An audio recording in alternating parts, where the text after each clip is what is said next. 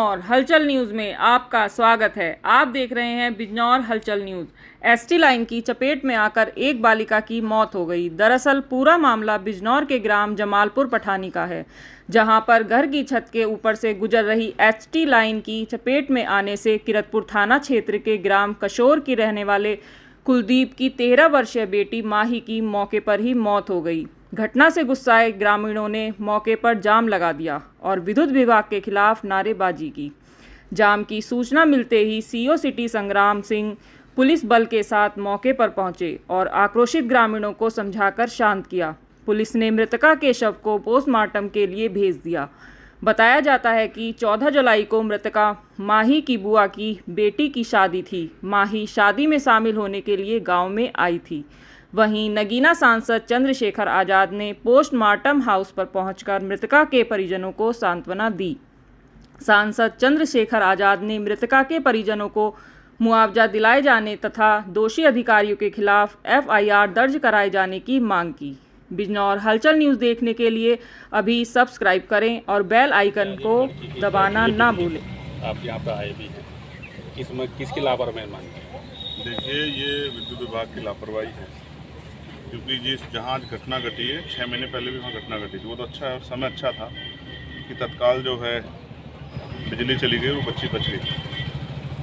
11,000 की line 1 feet 1.5 feet के ऊपर से आप मकानों के ऊपर से निकली हुई है। उन्होंने कई बार जो है तहसील दिवस पे भी जो है एप्लीकेशन दे दी कि भाई ये उसको बदलाव होना चाहिए, लेकिन क्योंकि गरीबों की जान की कीमत बहुत कुछ है नहीं और अब तो अधिकारी कर्मचारी भी उनकी जान की कीमत नहीं समझते, इसलिए लापरवाही होती रही। आज उसका खामियाजा एक 12 साल की बच्ची को, जो परिवार की अकेली बेटी थी, उसको अपनी जान दे के चुकाना पड़ा। मैं यहाँ आया हूँ, मैंने उसकी हालात देखी, वो तो पूरी जल गई है और वो अब तक दुनिया में भी नहीं रही। अभी उसका पोस्टमार्टम हो रहा है। मैंने यहाँ के अधिकारियों से बात की है, जो भी उचित मुआवजा जो है इस तरह की घटना में जो बैठता है वो मुआवजा उसके परिवार को मिले, और जिन अधिकारियों की लापरवाही से ये हुआ है उन पर FIR दर्ज हो, उसके लिए हमने बातचीत कर ली है। और मेरा प्रयास रहेगा कि वो लाइन भी वहाँ से ख़त्म हो जाए बिल्कुल, और उसके साथ साथ जहाँ भी ज़िले भर में इस तरह की लाइन है जिनसे, क्योंकि अब बारिश का समय आ गया, मानसून का समय है, तो बारिश पड़ेगी तो दूर से भी जो है बिजली लाइन जो है वो खींचने का प्रयास करेगी और फिसलन भी हो जाती है। तो मेरा प्रयास रहेगा जहाँ भी जिले में इस तरह की लाइन है, विद्युत विभाग के अधिकारियों जल्दी जो है मैं एक मीटिंग करूँगा और सभी को बुला के सभी को से वार्ता करके उनको निर्देशित किया जाएगा कि उन पर जानकारी हासिल कार्रवाई करें। लोगों की जान जरूरी है, बाकी सब चीज़ें बात है।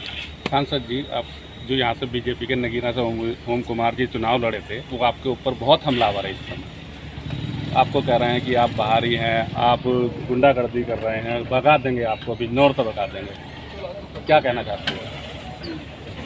वो मेरे सामने ही चुनाव लड़े थे और यहाँ की जनता ने उनकी परफॉर्मेंस के आधार पर उनको पिछली बार जितने वोट मिले थे भारतीय जनता पार्टी प्रत्याशी, उससे भी 50,000 वोट कम दिए। इसका प्रमाण ये है कि उन्होंने जैसे काम किए हैं, जनता उसी तरह का जो है उनको समर्थन दे रही है। और जिस तरह की भाषा का उपयोग कर रहे हैं कि भाई मैं काम नहीं करूंगा, जिसने वोट दिया उसे काम करूंगा, लोकतंत्र में इस भाषा को पसंद किया ही नहीं गया। हम तो कह रहे हैं कि जो भारतीय जनता पार्टी कार्यकर्ता भी, अगर उनकी भी कोई समस्या होगी वो हमारे पास आएँ। हमारे जो यहाँ लीडर लोग हैं, प्रतिनिधि लोग हैं, हमारे ज़िले की टीम है, अगर भाजपा के लोग भी अपने लोग काम नहीं करा पा रहे, किसी को जायज़ परेशानी है तो हमारे पास हम उनका काम कराएंगे। और वो अभी मैं सदगुरु रविदास जी महाराज से प्रार्थना करूँगा कि उनको सद्बुद्धि मिले और गुस्सा छोड़ के, वो तो सम्मानित पद में विधायक हैं, तो विधायक के अपनी विधानसभा के जरिए काम करें लोग, उनको तो अवसर थे। लेकिन मैं फिर समझता हूँ, ठीक है, उनके लिए मैं मंगल कामनाएँ करता हूँ, लेकिन मुझे यहाँ की 16.5 लाख जो हमारे यहाँ की जनता है, उस महान जनता की चिंता है। और उसी के लगातार मैं सभी मंत्रालयों में और पार्लियामेंट में भी मैंने तमाम इशू उठाए कि भाई हमारे यहाँ ना अच्छे हॉस्पिटल हैं, ना अच्छे कॉलेज हैं, ना अच्छी यूनिवर्सिटियाँ हैं, ना स्पोर्ट कॉलेज है, ना ही जो पर्यटन का क्षेत्र है, ना ही जो उद्योग धंधे लगे हैं, तमाम तरह की परेशानियाँ, बाढ़ की परेशानियाँ हैं। तो मैं अभी 1-2 दिन बाद ही जो है जल मंत्री जी से मिलकर जो है कोशिश ये करूँगा कि यहाँ जो बाढ़ की समस्या है इस पर जो इसका उचित उपाय हो, क्योंकि बाढ़ से हर बार परेशानी होती है। पैसा भी आता है, लेकिन वो पैसा फाइलों तक, नेताओं तक सीमित रह जाता है, वो ज़मीन पे नहीं लगता। और जब ज़मीन पे जाके लगता तो हर साल बाढ़ की समस्या से लोगों को जूझना पड़ता। अब यहाँ का MP वो नहीं जो किसी कमीशन के चक्कर में जो है और वो घर में बैठ जाएगा, या यहाँ का MP ऐसा अगर कहीं काम होगा और उसमें लापरवाही बरती जाएगी तो जो अधिकारी लापरवाही बरतेंगे उनके खिलाफ भी कार्रवाई के लिए वो लड़ेंगे। सांसद जी, आपने कुछ दिन पहले, लगभग 20 दिन पहले एक बयान दिया था नमाज और कांवड़ को लेकर।